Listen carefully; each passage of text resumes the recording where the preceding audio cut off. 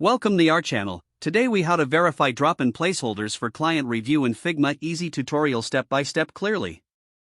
To verify drop-in placeholders for client review in Figma, begin by opening your design file.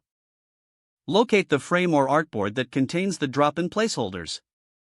Select the placeholder you want to verify.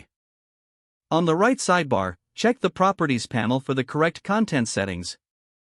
Ensure that the placeholder text clearly indicates the intended content type. If necessary, update the placeholder text for clarity. Next, navigate to the preview mode by clicking the play icon at the top right corner. In preview mode, review how the placeholders appear on the screen. Test any interactive elements connected to the placeholders. Make sure the layout adjusts correctly when the placeholders are filled with content. If you identify discrepancies, return to the design file for adjustments. After modifications, re-enter preview mode to confirm the changes. Once satisfied, prepare the file for client review. Export the design frames as a PDF or share the Figma link with the client. Encourage the client to provide feedback on the placeholders. Finally, accommodate any additional adjustments based on client suggestions. If the page does not load, refresh the browser or try again in a private or incognito window.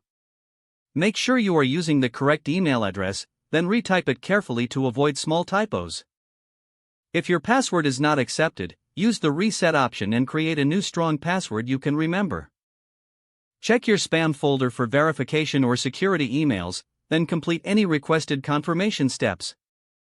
Enable two-factor authentication if available to improve account security and reduce unauthorized access risk. After signing in, review your profile details so your contact information and settings are accurate and current.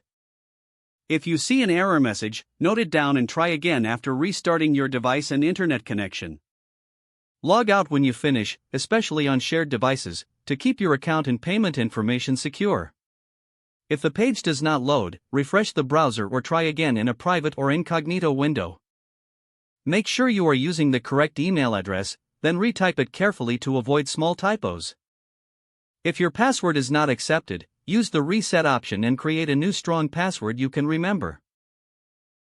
Check your spam folder for verification or security emails, then complete any requested confirmation steps.